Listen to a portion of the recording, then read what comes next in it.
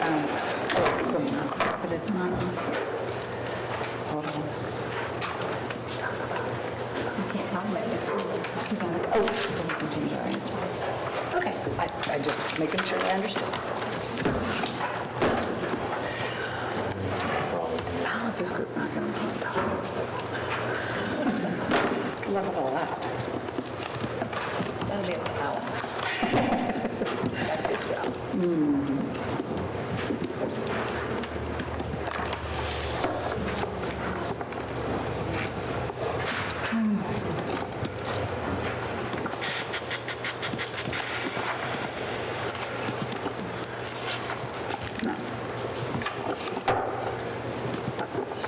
What's the deal with C.B. Stewart? It's in your packet. Yeah, he'll go over it. It's just the difference between 4 million and 4.8. He was short like 737 for him to the cost to update and that MOU. Yeah. Yeah. Right. Show him the money.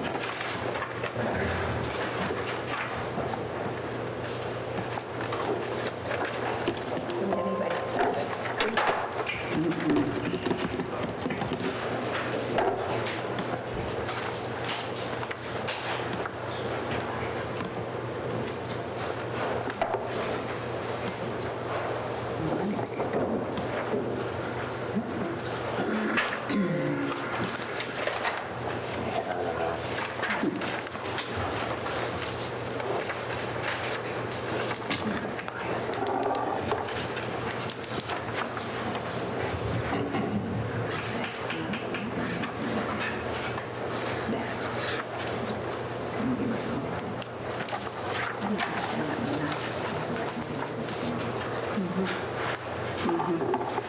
We're not?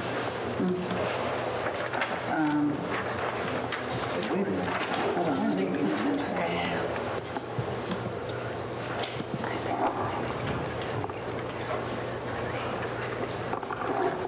Now, where is that? Okay, that's, all right, you ready? You ready? Yes. Hello and welcome to the City of Montgomery City Council meeting for April 8th, 2025. I'd like to bring this meeting to order. We have a full quorum, Ms. Secretary Bevan. And with that, I'd like to ask that your phones go on silent and vibrate, just so that we don't disrupt this meeting. We appreciate y'all being here this evening. All right, so we will go ahead and stand for our invocation, the Pledge of Allegiance. Invocation given by Mr. Stan Donaldson.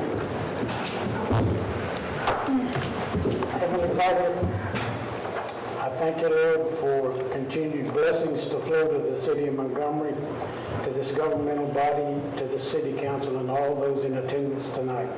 We thank you for these in Jesus' name. Amen. Amen. Amen. Now I pledge allegiance to the American flag. I pledge allegiance to the flag of the United States of America and to the republic for which it stands, one nation, under God, indivisible, with liberty and justice for all. The Texas flag. On the Texas flag, I pledge allegiance to thee, Texas, one state, under God, one and indivisible. I did not receive any public forum requests, so we'll be moving on to the consent agenda. Item number 4 on your agenda, consideration and possible action on the City Council regular and Board of Adjustments meeting minutes of February 25th, 2025. Number 5, consideration and possible action on the City Council regular meeting minutes of March 11th, 2025. Council, would you like to take these singly or all together? What is your pleasure? All together. Agree. All right.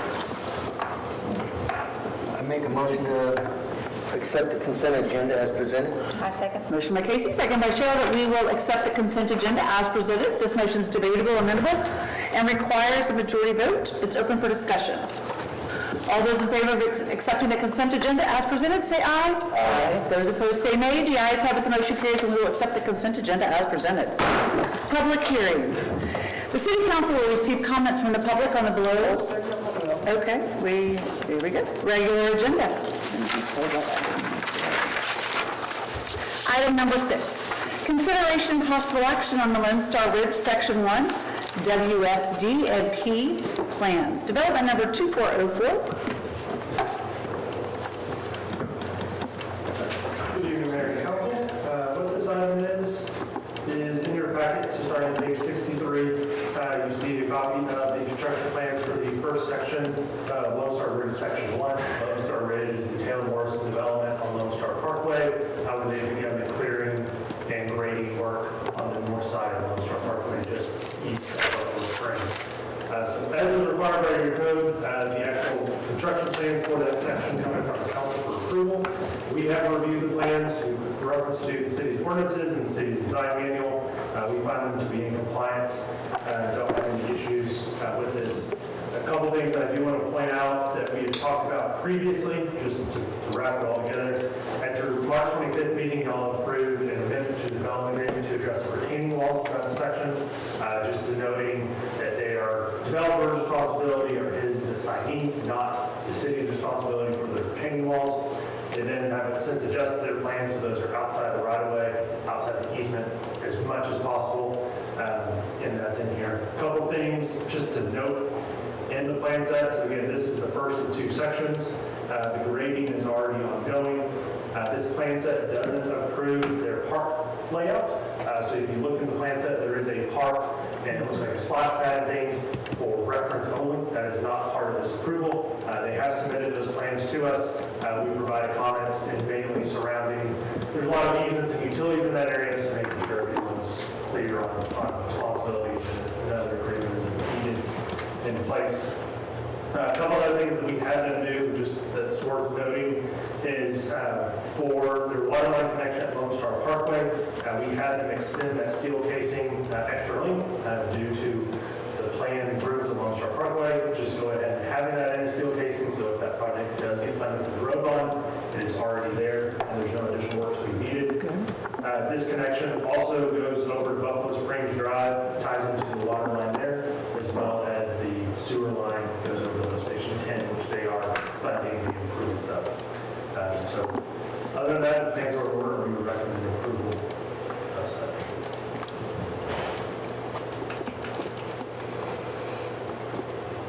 What about the water drainage, the surface water? Which way is the water going to drain in that place?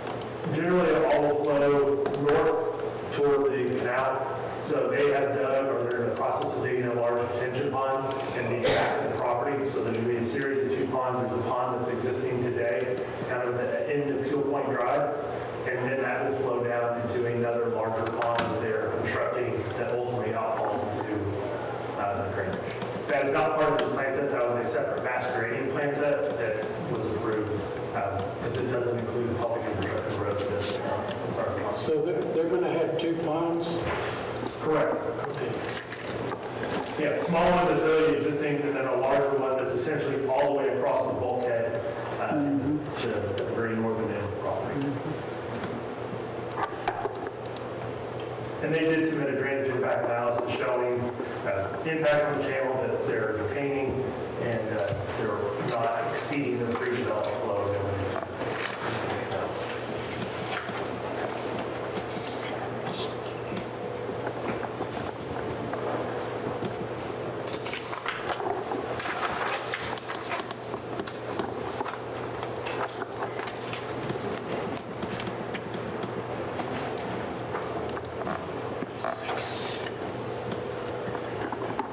I don't have any other questions. I make a motion to accept the Lone Star Ridge Section 1 WSD and P plans as presented. Motion by Ms. Wilson. Second by Ms. Fox, that we accept the Lone Star Ridge Section 1 WSD and P plans as presented. This motion is debatable, amendable, or requires majority vote. It's open for discussion.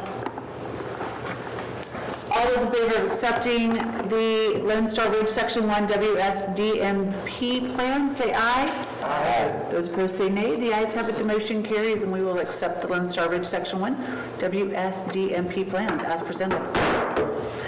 Item number 7, consideration of possible action for the TPDES permit amendment for the Stewart Creek wastewater treatment plant to 0.8 MGD flow. Mr. Rosnowski. What this is, so as you all know, you have two wastewater plants. You have the Town Creek and Stewart Creek. Town Creek is the one that is, entered into a design contract with TAF to upsize that facility or replace that facility. And we've been going through for the past almost 2 years at this point, the permit amendment process for that plant to get the additional. TCEQ has been very behind on all their reviews. We used to tell developers and clients that this was a 9 to 12 month process. We have permits now that sit at the TCEQ for 12 to 18 months. So with that being said, we are trying to, as we know, we have growth coming. The Stewart Creek plant is also going to need to be upsized. So this just gets that permit process started and in place. So when you get to that point, the longest lead time item is out of the way. So what this includes is preparing the permit amendment application, submitting it to the TCEQ, reimbursable expenses, which are all is required to be published in the paper. There's the TCEQ fee, which is a couple $1,000 depending on the size of the permit, and postage, et cetera, because we have to send out certified letters and things like that. And the big thing, on this is just the time, because it's, we now have to budget for 12 to 18 months of following up with the TCEQ to try to get these permits moving. So the actual permit prep itself is 60 to 90 days, and then sits at the TCEQ for 12 months. So what happens if it's only at the TCEQ for 60 days? We get a surprise and they're... We will all be surprised. We don't. I'm just saying, plan for the worst, but maybe the best happens. If it comes back and we don't have to do that TCEQ coordination, I will gladly come back to that service and figure out what we did this time that was different. But yeah, it's And what's any expenses and fees? 25,000. So there are 2 newspaper ads that have to get run. So it's a published, a notice that has to be published in the paper for the amendment. Those typically run anywhere between $2,000 to $30,000 a piece, kind of depending on location. We're lucky here in Harris County for $6,000 a piece, based on the papers. The actual TCEQ fee, which is based on the size of the permit and the type of the amendment, I believe, I don't have it in front of me, let's call it $1,100, $1,200 for that, and then postage. So it's time and expense, so whatever it comes through is what we'll bill. So it could be less than this 25,000? Yes, ma'am. The time and materials, the $10,000 allowance is just that allowance. And what we a lot of times will try to do is work with staff and they'll pay directly to the courier. And that works just as well, and we just won't bill. So is this then a not to exceed 10,000? Yes, ma'am. Do we need to say that in the motion, just because it You doesn't gladly state it can. here? Gladly can.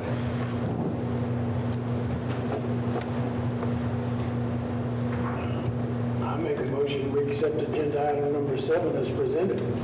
Motion by Mr. Donaldson. Second. Second by Ms. Langley, that we accept item number 7 as presented. This motion is debatable, amendable, requires majority vote. It is open for discussion. All those in favor of accepting item number 7 as presented, say aye. Aye. Those opposed, say nay. The ayes have it, the motion carries, and we will accept item number 7 as presented. Item number 8 on your agenda. Consideration and possible action by City Council on an amendment to the development agreement with Tri-Point Homes, the developer, for the Legacy Grove, development number 2409, for the proposed sanitary sewer bypass pumping. Mr. Rosonsky.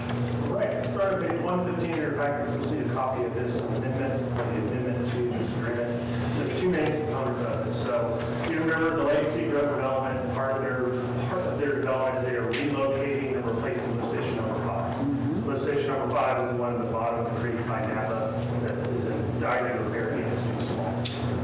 So what is in here is kind of those contingencies of the time to build that, if they have lots available, to allow them at their cost and expense to fund a bypass pumping to pump that while the lift station is being finished.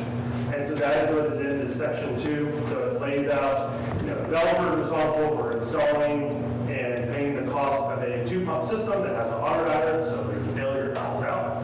They're also required to contract with the city's operators, so they're the ones that are operating it at their expense. And then the final component of this is there's a $50,000 financial guarantee that gets put out by the city when they start it and to when they finish. So in the worst case scenario that they start the operation, they fail to maintain it, don't take care of it, they abandon the job, the city will be able to call on those funds to finish up that lift state, that bypass pumping. That's in addition to any type of bonding, et cetera, on the project itself. So, you know, this financial guarantee is also in line with what y'all looked at the same thing for the Redbird development, very same situation. You know, based on timing, this may or may not come into play, but we're trying to get ahead of it before it gets to that point. Appreciate that. Flipping over to the next page, on page 116, item 3, the voter trailer. So voter housing. So they are creating a municipal utility district on the property. And one thing that came up with the Redbird development is the time that the trailer is on site and the time that it's going to be off site. And so this lays that out. It says, it can be there, it can't be there for a time exceeding 12 months. The option called may be placed on the property to house voters. It shall not remain on the property for a time exceeding 12 months. So it gives them enough time to move it in, establish residency, hold the vote, and move out. And that's just a one-time thing? Correct. One time. But I believe at Redbird, so what kind of permitting has to happen? Because I believe there was a difference in permitting and directive from staff. They will still have to get the normal permits for a mobile home trailer on the property. Not a commercial office building? Correct. Okay, thank you.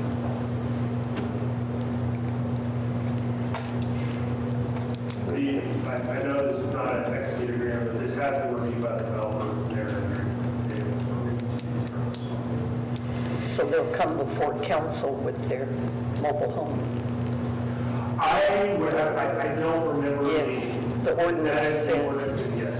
yes. They have enough time? Yes. Okay. That was bypassed at Redbird too. Yeah, I think that the nearest election they'll be trying to hit, their engineers here, would be the November election. So, they would need to get a trailer moved in middle into the summer to establish that residency for the November election.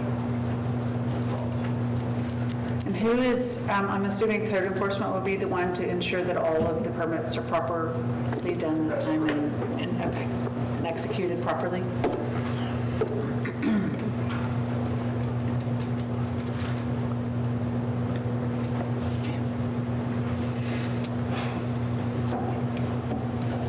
I'll make a motion to accept item number 8 as presented.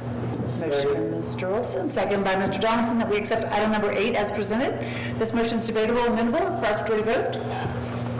All those in favor of accepting item number 8 as presented, say aye. Aye. Those opposed, say nay. The ayes have it, the motion carries, and we will accept item number 8 as presented. Item number 9 on your agenda. Consideration and possible action on the draft MOU for the BCS Capital Development number 2418. And just for the record, I know Mr. Berger couldn't be here, and Todd had a brand new baby. So he had, go back home. Is this different from what we have on? Correct, yes. Flair attention to the hard copy that's on your desk.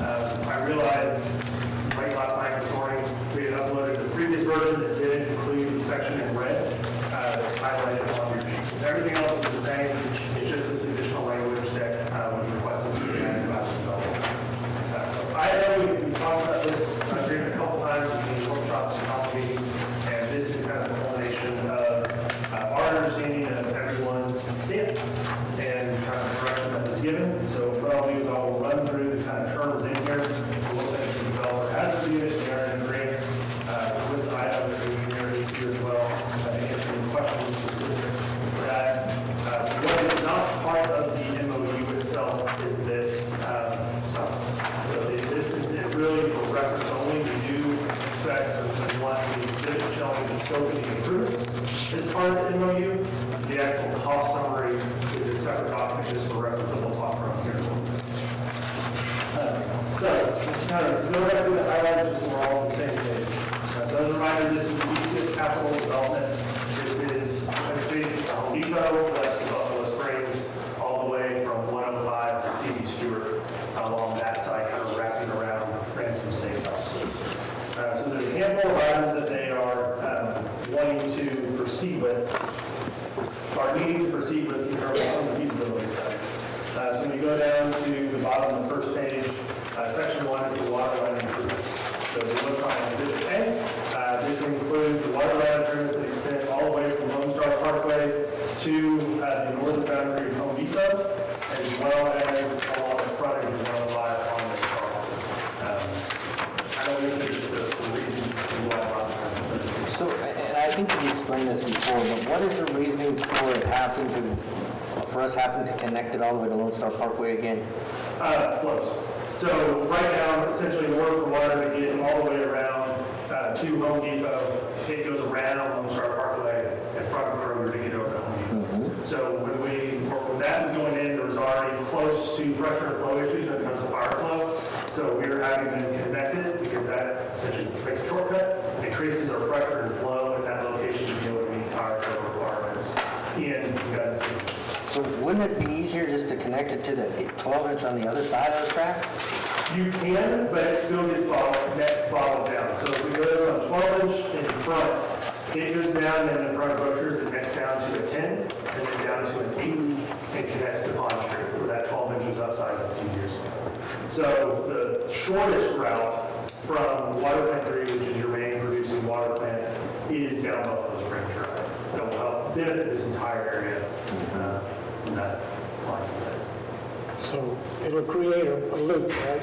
Correct, it'll create an additional water. And we'll already have it there for additional, Projects. I just look at this other 112 acres over here, and they're getting off cheap because everything's, the majority of everything BCS is paying for, or actually the city's paying for. They're asking us. So I'm struggling with that a little bit. You do have, provisions in your ordinance that allows for the recoupment of a pro rata share of costs. And so that is both for city and developers to go back and try to recuperate that cost from that property is developed. So when you say go back and try, does that mean it's not very successful? I'm not going to say go ahead and try, it's more of, that is an avenue the city wants to take. And I'll have to go back and look specifically in terms of how, typically it's a developer that triggers that, developer puts in the cost of the developer collects the pro rata share. I believe it is worded that either or can fund the project and collect. This is part of your impact fee list. So your impact fee is calculated based on this cost, in a roundabout way you are collecting some of those costs as developers. Yeah, because that's the thing, if BCS goes back and wants it, well, we're already reimbursing BCS, so Right. BCS has no right to it. Correct. Okay. And that's something that you definitely clarify in the final. Okay. So the second portion of this project is sewer improvements, which are simple words when we go to the next exhibit. This is just a gravity line along the front of the 105 and along TV Stewart as needed. Their final land plan on where they can connect and where the park complex is will take final land along TV Stewart. But the portion along 105 is necessary. That section in the yellow box is the potential. When we get to that point, the city wants to complete that section and remove lift station number 12 in the process. They say the operational cost is something that can be done, however, it's not really happening. So it can be bid as an alternate, see how the prices come in, and then the decision made at that time. So that 6 acres, are we taking that in consideration when discussing, because I know that They just purchased it. they did? BCS bought this, yes. They The told us 6 that acres? last I week. know, well, he said he was interested, it was looking good. They did, they haven't purchased it. Oh, I thought he said he... No, But that's a potential. there was potential, and they were talking about it, that's why I'm asking, like, is that to be considered and what we're talking about? Because, So it is not considered in any of the value calculations, or Okay. sales tax, or any of that. It is Okay. by itself, it kind of would be in addition. yep, okay, As far as utility service goes, they would be required to extend it along their frontage and connect it when they develop, just like we would for any. yep, okay. And then the third portion of the project is the roadway improvements, which is Buffalo Springs, including the intersection of Buffalo Springs and City Stewart. So those are the three main components of the actual public infrastructure work to be done. How this agreement is written and was based on the feedback we received is that the entire agreement, there would be a funding mechanism either through a 380 or to a $4 million amount. Some of that being for direct reimbursement of this infrastructure, some of that being for a grant for economic development, operations, etc. Again, this MOU is intended to be high level, so the actual form and the structure of that is worked out in the details. The section in red that was added since this was put in your packets, or missed, I should say, for the version within your packets, is, the feasibility study contemplated improvements to CD Stewart as well. And so what the developer requested is if they also fund the CD Stewart improvements that were roughly $750,000, that their reimbursement would go up max the same. And so that's what this is written as. So to be clear, this is our structure, and then we'll get the finer points and numbers, and this is up to no more than 4 million, or up to no more than 4.8 million, and they'll get us hard cost, and they won't get paid back additional monies other than what they've spent on the project. Correct. So if you go to the very last page that came out, one thing that is not included in here on the very first section is any of their private or public infrastructure. So the detention ponds, the drainage, and things like that. I think their estimate on that was $2 million. So we think that $2 million of those public infrastructure improvements and $2.5 million of the linear utilities and the roadway. That's where you get above that $4 million, and they're asking for that $4 million back. Okay. The way that this is worded is it isn't, because the city is not taking ownership of those facilities. We're not interested in taking ownership of the detention bonds, so it's not a true kind of reimbursement with the intent of acquiring. It is part of the overall kind of incentive for the development of credit toward all the infrastructure it takes to get the flagship store and to get these other items. And Chris, I know that you haven't seen, and we've seen a couple of different renderings, but with our goal for this being a mobility city via bikes, walking, golf carts, we're gonna, the plans that you've seen, was that going to be able to allow such mobility? They haven't got to that point, Okay. but it's definitely something that we can Okay. Just for be top of mind, I wanted to mention it. adjacent to this, so the Church of Montgomery project on CD Stewart is in their draft development agreement to put in sidewalks along Good. CD Stewart. So that's something that can easily be carried over for that continuation of that.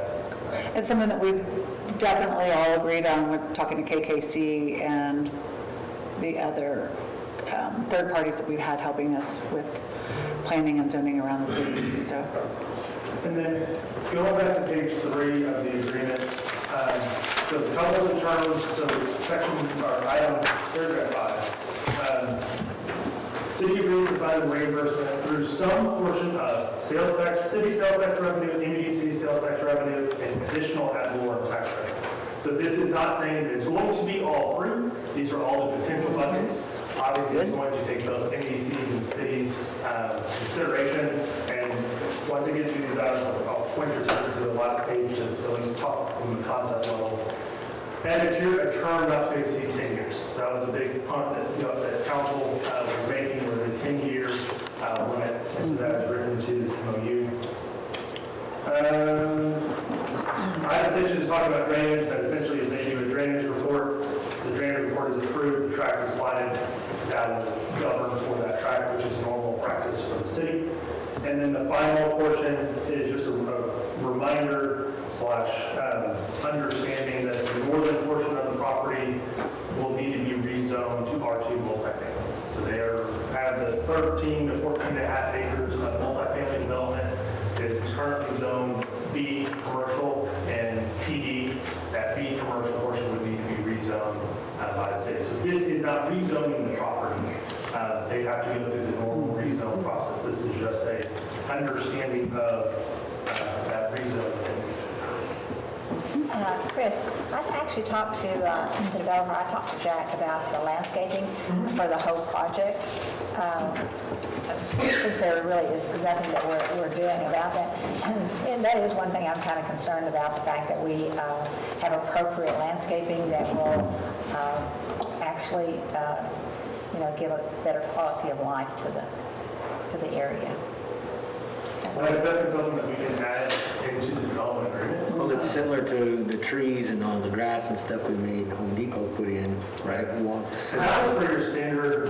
So Home Depot didn't request any type of variance on the landscape plan. So they just followed normal landscape ordinance. I think they did go above and beyond it. I don't remember those numbers off the top of my head. You're right. But again, that's kind of one of the details that we can ask and put in, that they provide that in advance, or at least a concept in advance, to understand where these green spaces are going to be as they're being developed. Well, I think I'd like to be able to step up from what Home Depot, I thought Home Depot did a great job, but for this particular project, I'd like to see it stepped up quite a bit. well, and I think maybe you're also referencing to the east of Home Depot, we have a rather large big box grocery store that was supposed to put in trees that did something other than stand there like sticks. Okay. Yes. Well, that was, so part of the agreement with Home Depot is we made them put in irrigation. Good. Yeah. Yeah. Well, I think they did a good job. I'm just saying the landscaping should actually be landscaping and not, No, I hear you. If you got a lot of stuff, we're doing It's it. not more as a tree, you know, when the grocery development went in, like the tree ordinance were different. that's right, you're right. So there are different rules, you can't Right. cover it, things. Lesson learned. Doesn't mean that you can't ask for above and beyond as part of the development agreement, you know, and that can be a discussion. So Blue bonnets year round. without, you know, on the last page of your package, you'll see a copy of that development summary, or the financial summary. It's not part of the MOU, just again, to get in front of you for reference. So let me just kind of run through it, the same order we've generally seen. Your projected sales tax is at full build-out. Once it's stabilized, which they estimated around 3 years. So when you get down to the very bottom line of those years, that assumes an additional 3 years on top of essentially zero payback. So we understand that there's going to be their first building in 12 to 18 months is what they said. So there's going to be additional revenues and sales tax generated earlier than the 3 years. But worst case, they said it'll take 3 years to stabilize, so we just backed it up because there's been accommodations to that. One word that we did add is that it's all based on additional ad valorem tax created if the city decides to go to ad valorem tax. So if you're not, right now, the claim is valued for NCAD at $1.5 million based on the NCAD valuation. So we're not saying that they enter into this agreement and they get a portion of that sales tax or that ad valorem tax back, even if they don't develop it. It's all based on the growth of ad valorem tax. Okay. So your sales tax breakdown, the next box, ad valorem tax breakdown, what's debt, what's maintenance, and then the very bottom box is the payback period. So again, we don't need to decide this today. I think that the most appropriate, since we have both MEDC and council, is likely a workshop to talk through and kind of scenario this. But you see a couple different variations of options that hit the $4 million reimbursement and the 10-year payback period. You see kind of varies from no sales tax, or excuse me, no ad valorem, some ad valorem, and some combination thereof. So again, not to decide tonight, but just to give you the most recent numbers as we continue to develop. Has Mary Ann seen these numbers and you're still on board from the last meeting?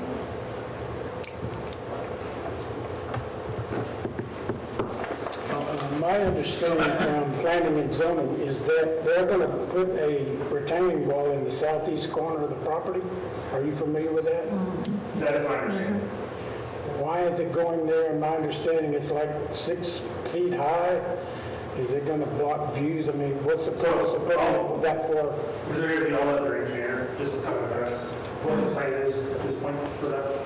Good evening, Mayor Council. Jonathan White, Spray Engineering.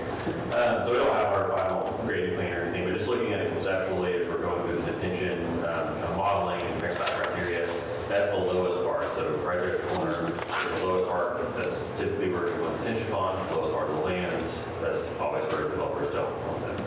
So obviously it's the most valuable corner. So we're putting detention behind, so we're having to elevate that pad so the water can go backwards to the detention pond. So it's not going to be in an area where you're actually going to be like driving into or meandering off of 105 and off of Buffalo Springs, kind of further back. So it shouldn't kind of move you. It's just going to be elevated for 4 to 5 feet. It could be 6. Don't hold me to that, but it's going to be somewhere around that. So what's going to be behind it? Just a land? That's going to be where one of the paths are going to go. So whether that's a bank, a restaurant, you know, Okay. QSR, that'll be that most valuable corner. And what's that setback, 25 feet? The From building 105? setback is probably 35 feet on 105 and then 25. Yeah, so it would be impeding. Yeah. I just wonder why it's so far south Yeah. instead of up by where the pond retention ponds were. It's low there. So Chris, based on your sales tax revenue that you, where did you get those numbers from? So the 55 million in sales tax is what was provided by the developer. Oh, excuse me, 55 million in annual sales revenue. The sales tax itself is the 1. It's based off of, yeah, 1.1, excuse me. Yeah. Not 1.1. yeah.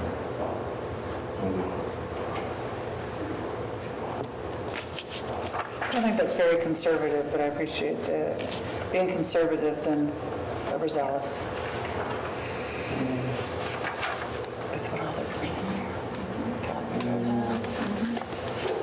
If I may, just to answer your question, they did just get the 6 acres of the contract. They did, okay, good, So thank these you. numbers don't reflect anything they could add. Okay, good.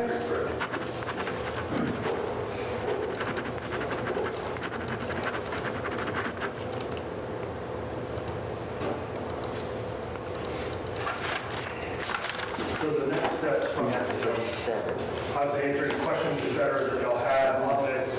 But approval tonight of the MOU, what this allows is for staff and developers to enter into, or to start working on full development agreement related to all these specific terms. So they kick off the need for, I would like a workshop for the NAC to talk about the buckets that this will come from to fund the agreement. So this gives the framework that everyone agrees upon and concept to be able to develop a full agreement. So they have the.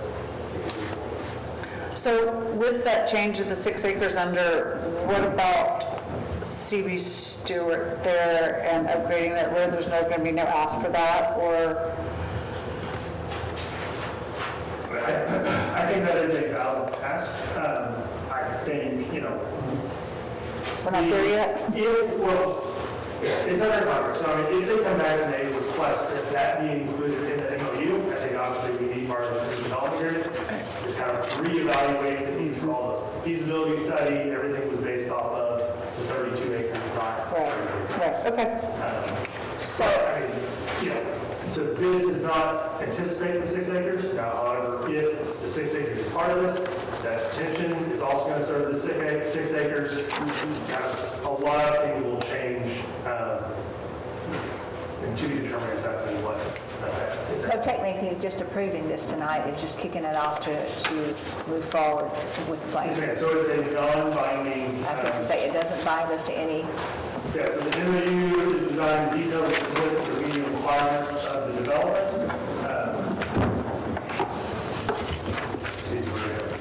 Establish a good faith foundation between the parties for future collaborative efforts that are mutually beneficial. They work together in order to coordinate to achieve the goals. And the duration of the MOU. The MOU becomes effective the day it is signed by both parties. The MOU is non-binding and remains in force and effect unless explicitly terminated in writing by those parties. that's what I was thinking. I make a motion that we accept the MOU for agenda item number 9 with the corrections that were presented to us by engineering. I second that. Motion by Mr. Donald, second by Ms. Fox, that we accept item number 9 as presented, the MOU for BCS Capital with the changes made that was presented. This motion is debatable, amendable, requires majority vote. It's open for discussion. All those in favor of accepting item number 9, the draft of the MOU for the BCS Capital with changes made, say aye. Aye. Those opposed say nay. The ayes have it, the motion carries, and we will accept item number 9, the draft of the MOU for BCS Capital with the changes made. Thank you. Item number 10 on your agenda. Consideration and possible action to award the request of qualifications, RFQ, for design build contracting for police station municipal court facility. Mayor, council, I request that we postpone any action on this until after executive session. Make a motion, we take no action on item. No, just postpone Postpone it. until after Yeah, executive We're session. not taking it until after executive session, so we don't table it. Okay. All right, departmental reports, we have none? Okay. Council inquiry. Again? No, it's the first, it's the first meeting of the regular. I know. Sorry, these agendas are different than what we see, like every time I feel like they're different format. Transition. Well, yeah, transitioning, that's right. I was going to say, they are somewhat different than what we have been Yes. accustomed to, but then we Yeah. don't have a rotary phone either, so. Exactly. We just need to get used to it. That's right. All right, that will be for the next meeting. All right, council inquiry. I had something I forgot. I was going to write it down. Top of the list, Casey. I know. I do have a question for Mike. Or actually Hayes, but they're not here this evening. Do they, when testing water, do they walk onto any resident's property and have access to outside water sources of private residents? There are set addresses that they Okay. have. Are the residents made known that Yeah, all of them are, well, I don't know all of them are, but there's 10 set ones that have been in place since before I hired on. We recently changed one of the addresses at the request of a homeowner. But I don't have any of them memorized off the top of my Sure, head. no. But we have to set those in place with the state. They have to get a known address that the state already knows about. Okay. Well, it happened to be related to one of the people that I guess is a set address that had no idea and did not have a pleasant engagement. And we can take that offline. But anyway, yeah, I was just curious of how that took place and happy to share. It could fall under the existing address being the testing point. Somebody moved out, somebody new moved in and didn't know. It's very possible. They're living in this house, or the first owners of this house, yeah. It's in neighborhood, anyway, we'll talk about it. I just was trying to understand what that, and the Hayes utility employee was less than pleasant, so we'll talk about it. Okay, that was my question. Anyone else? Did you have something? No. Okay. Wow, y'all are quiet. Okay. All right, we'll move on then. Executive session. Item number 11, closed session. City Council will meet in closed session pursuant to the provisions of Chapter 551 of the Texas Government Code in accordance with the authority contained in A, Section 551.072, deliberations about real property for potential land purchase. It is 6:40. We will head into executive session. Thank you.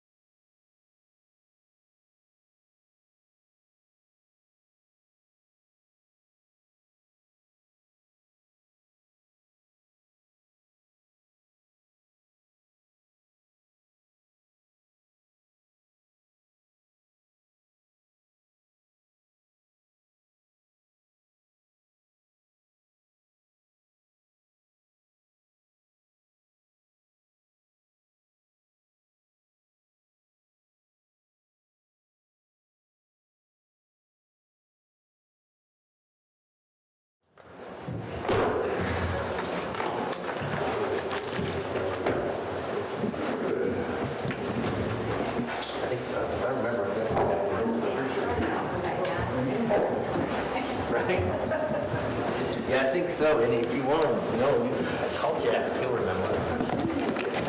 Like I said, I just, I'm pretty sure we did, Cheryl. I think we did. Good.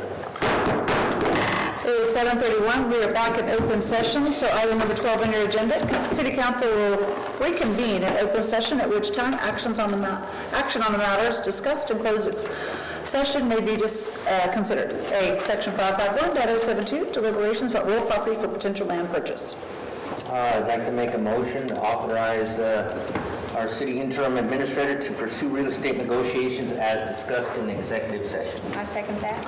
We have a motion by Mr. Olson, second by Ms. Fox, that we authorize the city interim administrator to pursue real estate negotiations as discussed in executive session. This motion is debatable, amendable, requires majority vote.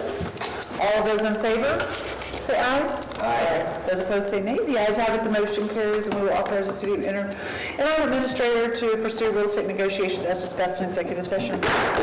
Closing agenda, number 13, items to consider for place. Can you go back to item number 10 now? Yes. Oh, yes, thank you.